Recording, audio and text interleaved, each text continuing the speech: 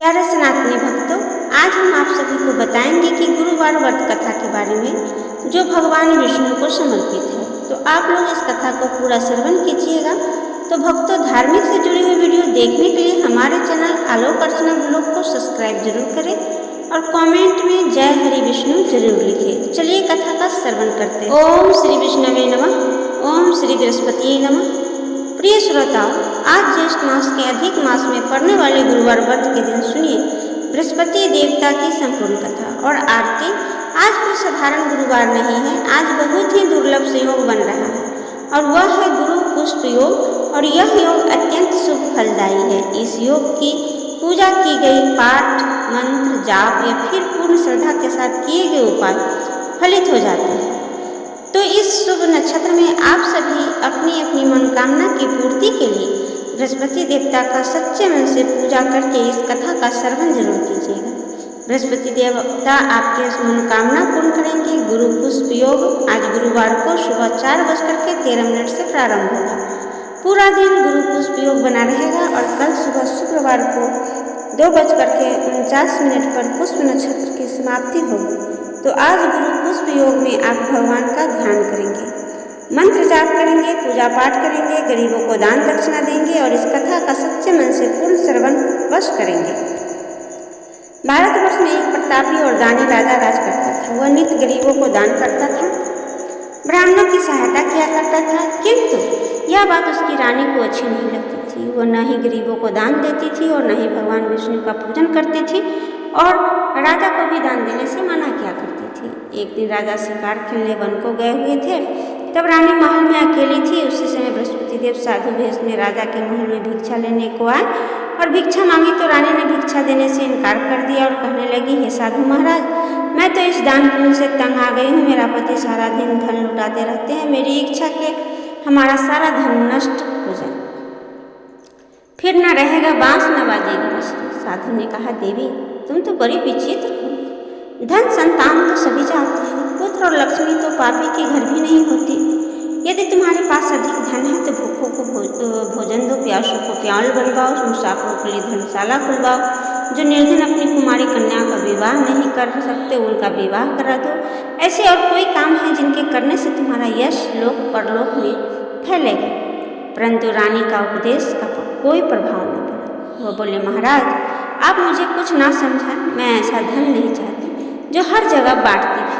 तब साधु ने उत्तर दिया कि अगर तुम्हारी इच्छा ऐसी है तो तथास्तु।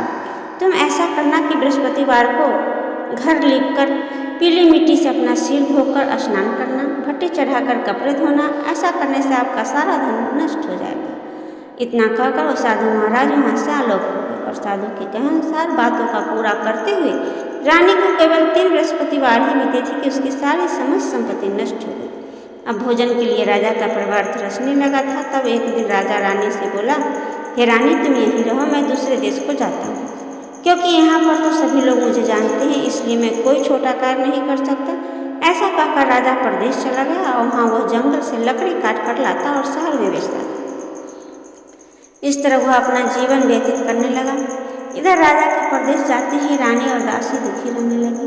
एक बार जब रानी और दासी को 7 दिन तक बिना भोजन के रहना पड़ा, तब रानी ने अपनी दासी से कहा, हे दासी, देख पास के ही नगर में मेरी बड़ी बहन रहती है, वो बड़ी धनवान है। तो उसके पास जाओ और कुछ लेकर आ ताकि थोड़ी बहुत गुजर बसर हो जाए।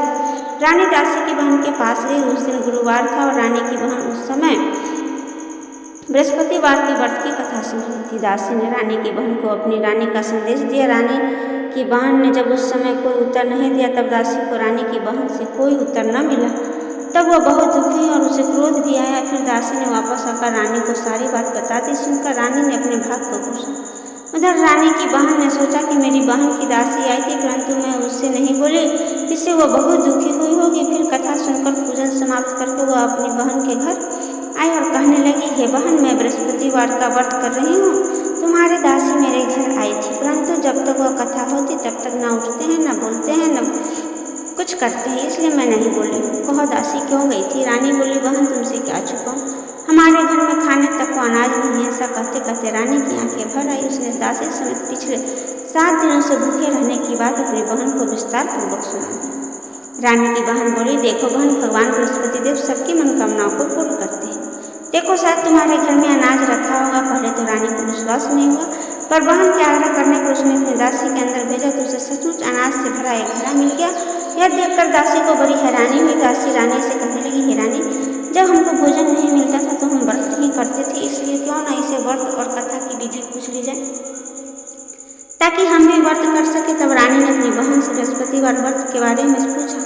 उसकी बहन ने बताया कि बृहस्पतिवार के व्रत में चने की दाल और मुनक्का से श्री विष्णु भगवान के केले की जल में पूजन करें तथा दीपक जलाए व्रत कथा सुने और पीला भोजन करें। इससे बृहस्पति देव प्रसन्न होते हैं। और फिर व्रत तथा पूजन विधि बताकर रानी की बहन अपने घर को लौट गई। 7 दिन के बाद जब गुरुवार आया तो रानी और दासी ने व्रत रखा। गुड़साल में जाकर चना और गुड़ लेकर आई, फिर उसे केले के जल तथा विष्णु भगवान का पूजन किया। पीला भोजन कहाँ से आया, इस बात को लेकर दोनों बहुत दुखी थी, क्योंकि उन्होंने व्रत रखा था, इसलिए बृहस्पति देव ने उसे प्रसन्न थे। इसलिए वे एक साधारण व्यक्ति का रूप धारण करके 2 थालों में सुंदर पीला भोजन दासी को दे दी। भोजन पाकर दासी बहुत प्रसन्न हुई। फिर रानी के साथ मिलकर उन दोनों को भोजन ग्रहण किया। इसके बाद वो सभी गुरुवार को व्रत और पूजन करने लगे। बृहस्पति भगवान की कृपा से उसके पास फिर से धन संपत्ति आ गई, परंतु रानी फिर से पहले की तरह आलस करने लगी। यह देखकर दासी बोली, देखो रानी, तुम पहले से भी इसी प्रकार आलस करती थी। तुम्हें धन रखने में कष्ट होता था, इस कारण से भी धन नष्ट हो गया, और अब जब भगवान बृहस्पति देव की कृपा से धन मिला है तो फिर तुम्हें आलस हो रहा है। रानी को समझाते हुए दासी ने कहा कि देखो रानी, बड़ी मुसीबतों के बाद हमने यह धन पाया है, इसलिए हमें दान पुण्य करना चाहिए। भूखे मनुष्यों को भोजन कराना चाहिए, धन को शुभ कार्यों में खर्च करना चाहिए, जिससे तुम्हारे कुल का यश बढ़ेगा, स्वर्ग की प्राप्ति होगी। और पितृ प्रसन्न हो गई। दासी की बात मानकर रानी अपना धन शुभ कार्यों में खर्च करने लगी, जिससे पूरे नगर में उसका यश फैलने लगा। उधर एक दिन राजा दुखी होकर जंगल में एक पेड़ के नीचे आसन जमाकर बैठ गया और अपनी दशा को याद करके व्याकुल होने लगा। बृहस्पतिवार का दिन था। एकाएक उसने देखा कि निर्जन वन में एक साधु महात्मा प्रकट हुए हैं।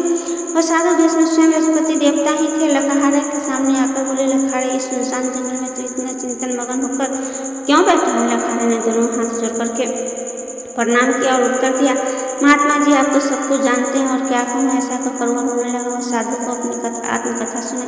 महात्मा जी ने कहा कि तुम अपनी पत्नी बृहस्पतिवार के दिन बृहस्पति भगवान का निरादर किया है, जिसके कारण रुष्ट होकर उन्होंने तुम्हारी यह दशा कर दी गई।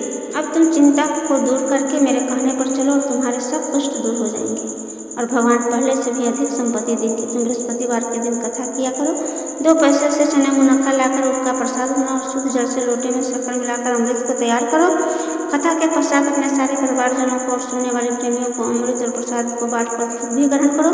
ऐसा करने से भगवान तुम्हारी सारी मनोकामना पूर्ण करेंगे। साधु को ऐसे वचन सुनकर लखाड़ा बोला, हे प्रभु, मुझे लकड़ी बेचकर इतना पैसा नहीं मिलता जिससे भोजन उपरांत कुछ बचा सकूं। मेरे रात्रि में अपनी स्त्री को व्याकुल देखा, मेरे पास कुछ भी नहीं जिससे मैं उसकी खबर मंगा सकूँ। फिर मैं बृहस्पति देव की क्या कहानी सुनूं, मुझे तो कुछ भी मालूम नहीं है। साधु ने कहा, लखाड़े, तुम किसी बात की चिंता मत करो। बृहस्पति देव के दिन तुम रोजाना की तरह लकड़ियाँ लेकर शहर को जाओगे। तुमको रोज से 2 गुना धन प्राप्त होगा, जिससे तुम भली भांति भोजन कर लोगे और बृहस्पति देव की पूजा का सामान भी आ जाएगा।